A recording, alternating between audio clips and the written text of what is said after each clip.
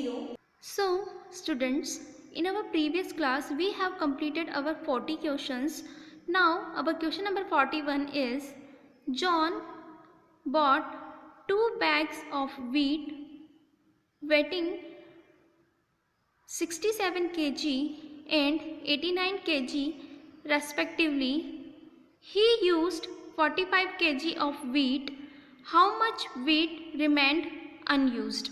Okay, John जो है उसने 2 बैग जो है वो गेहूं के खरीदे, जो गेहूं के 2 बोरी जो होती है जिसको हम बोलते हैं 2 बैग्स, इस यहाँ पर लिखा हुआ है, तो वो खरीदे। उसमें एक जो था वो कितना वेट का था, 67 kg का था, और एक और जो बैग था वो कितने kg का था, 89 kg का था। सो उन 2 बैग का जो वेट था उन दोनों को मिलाकर उसने कितना यूज़ किया, सिर्फ 45 kg वेट जो है यूज़ किया है, गेहूँ यूज़ किया है। तो अभी उसके पास कितना गेहूँ और बाकी है? Okay, so here is our solution. John bought 2 bags of wheat is equals to 67 kg and 89 kg. John जो है उसने क्या किया, 2 बैग जो है गेहूं के खरीदे, 2 जो गेहूं के बैग होते हैं वो खरीदे।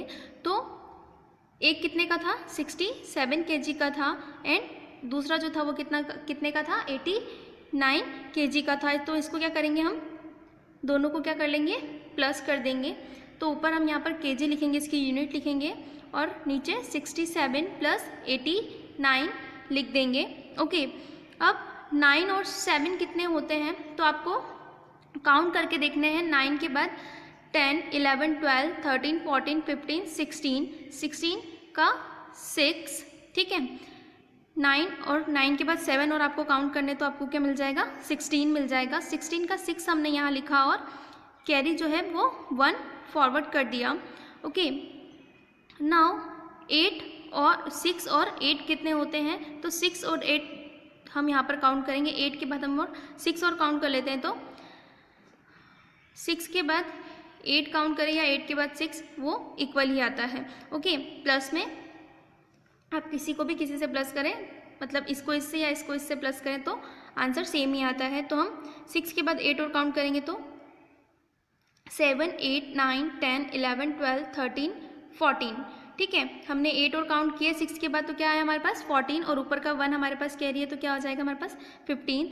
तो 156 kg हमारा आंसर आया। किसका, 2 बैग ऑफ वीट का, मतलब कि जो 2 गेहूं के बैग है उनका वेट कितना गेहूं हो गया हमारे पास, टोटल 156 kg। तो टोटल हमारे पास इतना हो चुका है, अभी हमारे पास इतना इकट्ठा हो चुका है। अब उसके जो जॉन है उसके पास, okay, he used is equals to 45 kg। अब जॉन जो है उसने क्या किया है, सिर्फ कितने kg यूज़ किया है, 45 kg वीट जो है उसे यूज़ किया है, मतलब कि सिर्फ 45 kg गेहूं जो है उसने खर्च किया है। तो सो वीट रिमेंड अनयूज्ड, तो कितना गेहूं अभी भी ऐसा है जो यूज़ नहीं किया गया है, मतलब कितना गेहूं ऐसा है जिसको अभी तक काम में नहीं लिया है। मतलब इतना जो गेहूं था 45 kg वो तो उसने क्या कर लिया, काम में ले लिया है। अब कितना गेहूं बाकी है जो काम में नहीं लिया गया है, तो उसके लिए हम क्या करेंगे, टोटल गेहूं कितना है हमारे पास, टोटल वेट कितना है, यहाँ पर हम लिख देंगे टोटल वेट। ओके, तो टोटल गेहूं हमारे पास कितना है, 156 kg, और उसमें से यूज़ कितना हो गया है, 45 kg। तो 156 kg में से 45 kg हम क्या कर देंगे, माइनस कर देंगे। तो ऊपर यूनिट लिखें आप इस तरह से kg, उसके बाद इसको इस तरह से लिख के आप माइनस कर लें, ठीक है। तो 6 में से 5 माइनस करेंगे तो हम क्या बचेगा हमारे पास, आप कट करके देखिए अपनी फिंगर्स पे, पहले 6 काउंट करें, तो उसके बाद उसमें से 5 जो है वो कट कर दें, तो कितना रिमेनिंग बचेगा हमारे पास, 1 रिमेनिंग बचेगा। ओके, 5 में से 4 कट करने हैं आपको, तो क्या बचेगा आपके पास, फिर से 1 बचेगा, और 1 यहाँ पर कुछ भी नहीं है इसके नीचे, तो 1 का 1 आ जाएगा। तो हमारा आंसर क्या आ गया, 1 1 1, मतलब कि 111 kg। कितना वीट उसके पास अनयूज्ड बचा है? 111 kg वीट जो है वो अनयूज्ड बचा हुआ है अभी भी। ओके, ये हमारा आंसर है। Now question number 42 is find dividend, divisor, quotient and the reminder. आपको क्या दिया हुआ है यहाँ पर? एक क्वेश्चन दिया हुआ है जिसमें आपको क्या करना है? डिवाइड करना है, और उसमें आपको ये सारी चीज़ें बतानी कि इस डिवाइड के अंदर डिविडेंड क्या है, डिविज़र क्या है, क्वोशिएंट जो आता है वो क्या होता है, और रिमाइंडर क्या होता है। ठीक है, तो जो डिवाइड आप करते हैं उसमें कहाँ कहाँ पर क्या चीज़ें लिखी जाती है ये हमको यहाँ पर बताना है। तो फर्स्ट क्वेश्चन हम करके देखेंगे, 48 divide by 5। Okay, so here's the solution of our question number first, 48 divided by 5। इसमें जो 48 है उसे हम यहाँ पर लिखेंगे और 5 को यहाँ पर लिखेंगे। ये जो 48 होता है इसे हम कहते हैं डिविडेंड। ओके, और ये जो 5 होता है इसे हम कहते हैं डिविज़र। जो हमारा आंसर आता है, जो हमारा फाइनल आंसर आता है वो जो यहाँ पर हम लिखते हैं उसे हम कहते हैं क्वोशिएंट, और जो नीचे हमारा इसको डिवाइड करने के बाद जो कुछ बच जाता है उसे हम कहते हैं रिमाइंडर। तो हम ये क्वेश्चन करके देखते हैं। इसमें आपको दो चीज़ें क्लियर होनी चाहिए कि आपका डिविडेंड क्या है और डिविज़र क्या है। तो जिसमें हम भाग दे रहे होते हैं वो डिविडेंड होता है, और जिससे हम भाग दे रहे होते हैं वो हमारा डिविज़र होता है। जो यहाँ पर लिखा जाता है वो डिविज़र होता है, और जो यहाँ पर लिखा जाता है उसे डिविडेंड कहते हैं। ओके, सो 5 की टेबल हमको तब तक बोलनी है जब तक या तो 48 नहीं आ जाए या फिर 48 से कम ना आ जाए, 48 से ज़्यादा नहीं होना चाहिए। ठीक है, तो 5 की टेबल हम बोलकर देखेंगे। कब तक बोलनी है? जब तक 48 ना आ जाए। तो 5 की टेबल में 48 आता है क्या? आप बोलकर देखेंगे पूरी टेबल को। ओके, तो 5 9 जा 45। आप पूरी टेबल बोल के देखें, 5 9 जा कितने आते हैं हमारे पास? 45 आते हैं, और 5 10 जा कितने हो जाते हैं? 50। 50 क्या होगा? 48 से ज़्यादा है। ठीक है, तो हमको कहाँ रुकना पड़ेगा? 5 9 जा 45। ओके, क्योंकि 45 क्या है? 48 से छोटा है। 48 से बड़ा हम नहीं ले सकते, क्योंकि 5 10 जा क्या हो जाएगा? 50 हो जाएगा। वो 48 से बड़ा है तो वो हम नहीं लेंगे। ओके, अब इसको क्या करेंगे? 45 आया है, हमने यहाँ लिख दिया इसको। अब क्या करेंगे? हम 48 में से 45 माइनस करेंगे। ओके, 8 में से 5 हमको माइनस करने, तो काउंट कीजिए, 1 2 3 4 5 6 7 8। इसमें से हमको 5 कट कर देने हैं, तो 1 2 3 4 5 कितने बच गए हमारे पास? 3। सो 3 हमने यहाँ लिख दिया। 4 में से 4 माइनस करेंगे तो कुछ भी नहीं बचेगा हमारे पास। तो ये जो 3 बचा है ये क्या है? हमारा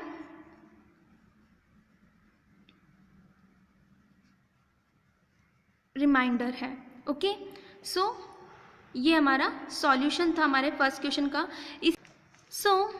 आपको क्या करना है? इस तरह से इसको सॉल्व करने के बाद, ये जो क्वेश्चन जब आप सॉल्व कर लें उसके बाद यहाँ पर इस तरह से इस क्वेश्चन के नीचे पूरा इनको लिखना है। इसमें आपका डिविडेंड क्या है तो मैं आपको पहले बता चुकी हूँ। डिविडेंड क्या होता है? ये जो होता है हमारा, जिसमें हम भाग दे रहे होते हैं, वो जिसमें हम डिवाइड कर रहे होते हैं, तो वो क्या होता है? हमारा डिविडेंड होता है। तो ये जो 48 है ये हमारा क्या है? डिविडेंड है। ठीक है, डिविज़र जिससे हम डिवाइड कर रहे होते हैं, तो ये जो 5 है हमारा यहाँ पर डिविज़र है। क्वोशिएंट जो हमारा आंसर आता है उसे हम क्वोशिएंट बोलते हैं। तो ये जो हमारा क्वोशिएंट है वो ऊपर लिखा हुआ है यहाँ पर, ये 9। और जो रिमाइंडर है जो बच जाता है, जो हमारा इसको सॉल्व करने के बाद जो नीचे रिमेनिंग पार्ट रह जाता है वो क्या कहलाता है? हमारा रिमाइंडर कहलाता है। तो ये 3 जो है हमारा रिमाइंडर है। तो इस तरह से आपको क्या करना है? इसको सॉल्व करने के बाद इस तरह से आपको यहाँ पर नीचे हर पार्ट को मेंशन कर देना है कि डिविडेंड कौन सा है, डिविज़र कौन सा है, क्वोशिएंट क्या आया है, रिमाइंडर क्या आया है। ओके, इसी तरह से आपको आपके जो रिमेनिंग क्वेश्चंस हैं, आपके क्वेश्चन बी और सी आपको खुद करने हैं। Okay, now our question number 43 is how many days does a week have? एक वीक में कितने दिन होते हैं? सो इसका आंसर हमें ऑलरेडी पता है कि एक वीक में कितने दिन होते हैं. So our answer is a week have 7 days. एक वीक में कितने दिन होते हैं? 7 दिन होते हैं. Okay. Now question number 44 is name the days of the week. अभी हमारा पहला क्वेश्चन क्या था कि हमें यहाँ पर ये बताना था कि एक वीक में दिन कितने होते हैं. तो हम बता चुके हैं कि एक वीक में कितने दिन होते हैं? 7 दिन होते हैं.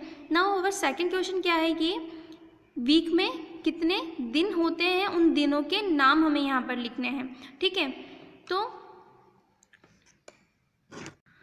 अवर solution is the days of the week are. Week के जो डेज होते हैं वो इस तरह हैं.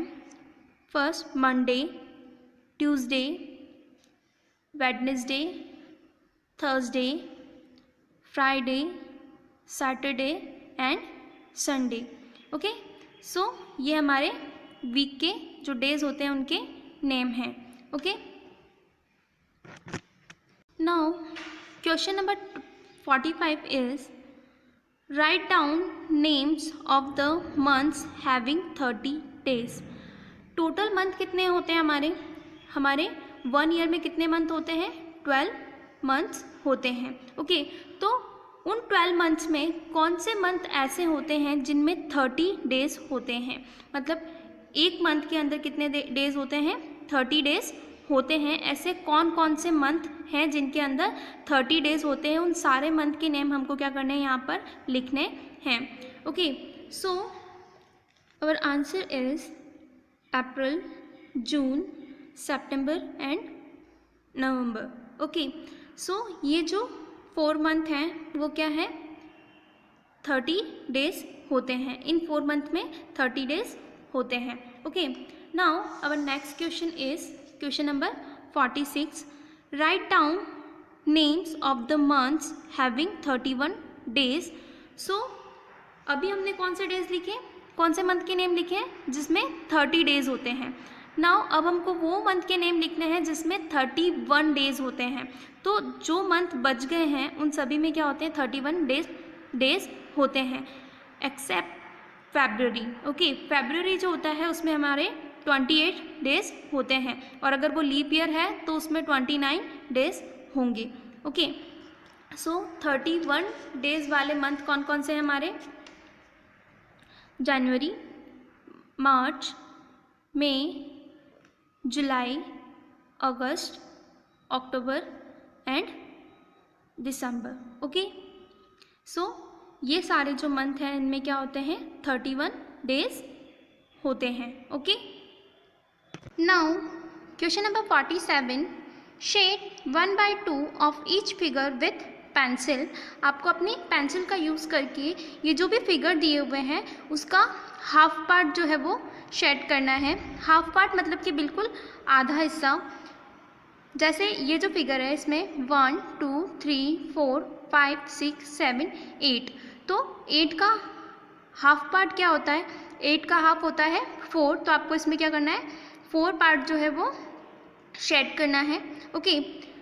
इसमें 1 2 3 4 पार्ट दिए हुए. तो 4 का हाफ कितना होगा? 1 2. तो इसमें 2 पार्ट्स आपको इसको शेड करने हैं. Now see part 1 2 3 4. इसमें भी 4 ब्लॉक दिए हुए हैं. उसके 2 पार्ट आपको पेंसिल से शेड करने हैं. ओके. तो 4 का हाफ कितना होगा? 2. तो इसमें भी हमको 2 पार्ट करना है. Okay. Now in this figure 1 2 3 4 5 6 7 8 9 10 11 12 13 14 15 16 block हमको दिए हुए हैं इस फिगर के अंदर. ठीक है. तो क्या करना है हमको? 16 का हाफ क्या होता है? 16 का हाफ होता है 8. तो हमको क्या करना है? 1 2 3 4 5 6 7 8 ब्लॉक्स को क्या करना है? शेड करना है. आप 8 ब्लॉक्स को इधर भी ड्रॉ कर सकते हैं या इधर भी शेड कर सकते हैं. इधर करें या इधर करें, जैसे भी करें आपकी इच्छा है. बट 8 ब्लॉक्स को आपको काउंट करना है और देन उसको शेड करना है. ओके. Question number 48.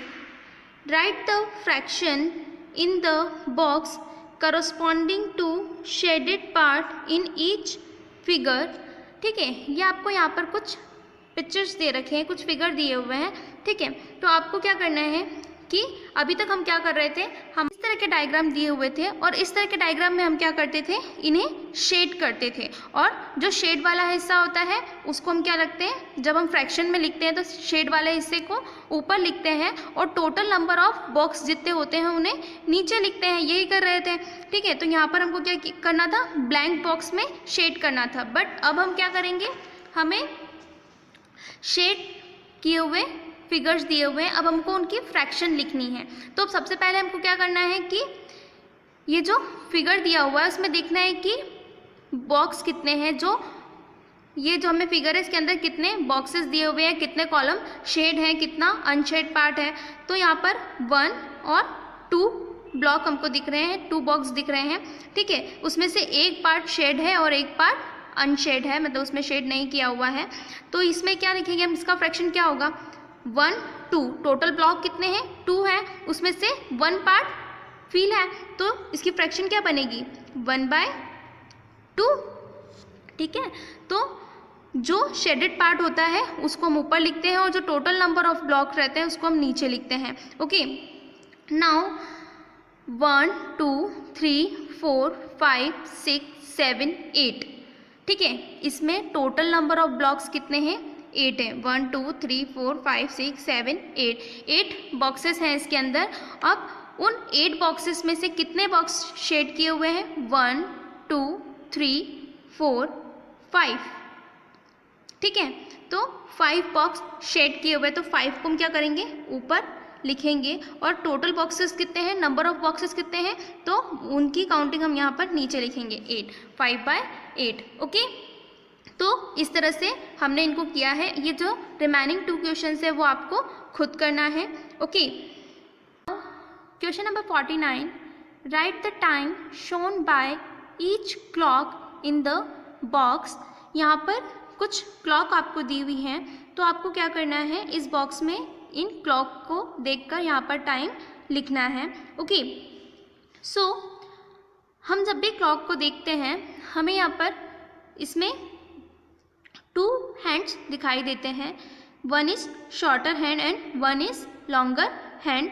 ओके, सो शॉर्टर हैंड जो होता है उसे हम क्या बोलते हैं, आवर हैंड बोलते हैं, मतलब कि घंटे की सुई बोलते हैं। और जो लॉन्गर हैंड होता है उसे हम मिनट हैंड बोलते हैं, मतलब कि जो मिनट की सुई होती है। ओके, तो जब हम घड़ी को देखते हैं तो जो स्मॉल हैंड होता है, स्मॉल हैंड जिस भी नंबर पर होता है, और बिग हैंड जो हमारा लॉन्गर हैंड होता है वो जिस 12 नंबर पर होता है, तो घड़ी में उतनी ही बज रही होती है। जैसे यहाँ पर हम देखते हैं हमारा स्मॉल हैंड, मतलब कि हमारा जो अवर हैंड है वो कहाँ पर है, 4 पर है, और जो लॉन्गर हैंड है वो कहाँ पर है, 12 पर है। तो हमारी घड़ी में कितनी बज रही है, 4 o'clock। तो हम यहाँ पर लिख देंगे 4 o'clock। ओके, हमारी घड़ी में कितनी बज रही है, 4 बज रही है। ठीक है, तो इस तरह से हम क्या करेंगे, अगर ये स्मॉल हैंड 5 पर होता तो कितनी बज रही होती यहाँ पर, 5 o'clock। अगर ये स्मॉल हैंड किस पर होता, 6 पर होता, तो यहाँ पर कितनी बज रही होती, 6 o'clock।